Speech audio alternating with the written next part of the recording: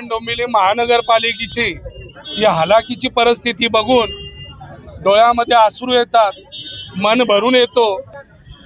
आज या कैलासवासी प्रकाश परांजपे साहेबांची जी वाचनालय आहे त्या वाचनालयामध्ये त्या अभ्यासिकामध्ये ही गोरगरीब शहरातली पोरं ही शिकतायत, तिकडे बसून अभ्यासिकामध्ये अभ्यास करतात।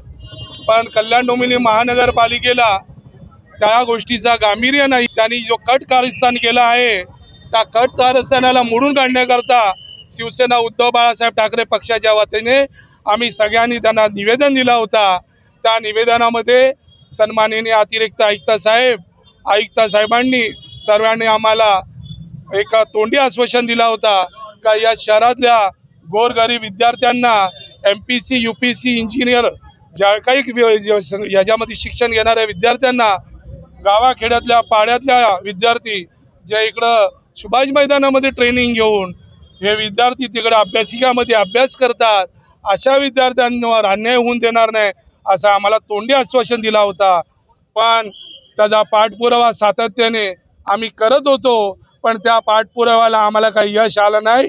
कारण ठेकेदाराच्या घशामध्ये घालून ते अभ्यासिका त्याच्या मलिदा काढून त्या ठेकेदाराला श्रीमंत करायचं आहे असं का यांचा हट्ट आहे। म्हणून आम्ही त्यांना एक निवेदन दिला होता, त्या निवेदनामध्ये कुठल्याही प्रकारचं आम्हाला उत्तर दिला नाही।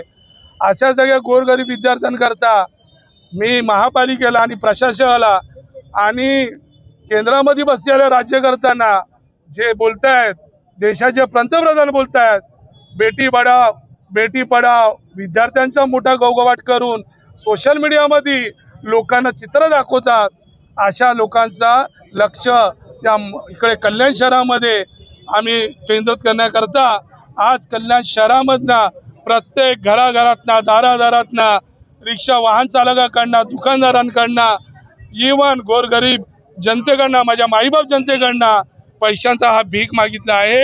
हा भीक या कल्याण डोंबिवली महानगरपालिकेच्या प्रशासनाला आम्ही जमा करून या अभ्यासिका चालवण्याची त्यांना ताकद नाहीये, अभ्यासिका चालवण्याकरता त्यांच्याकडे पैसे नाही।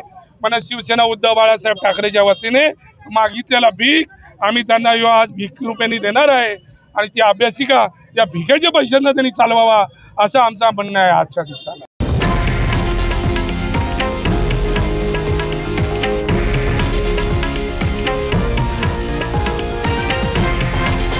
हे आहे देशातील नंबर 1 न्यूज नेटवर्क आणि आपण पाहत आहात TV9 मराठी, एकमेव।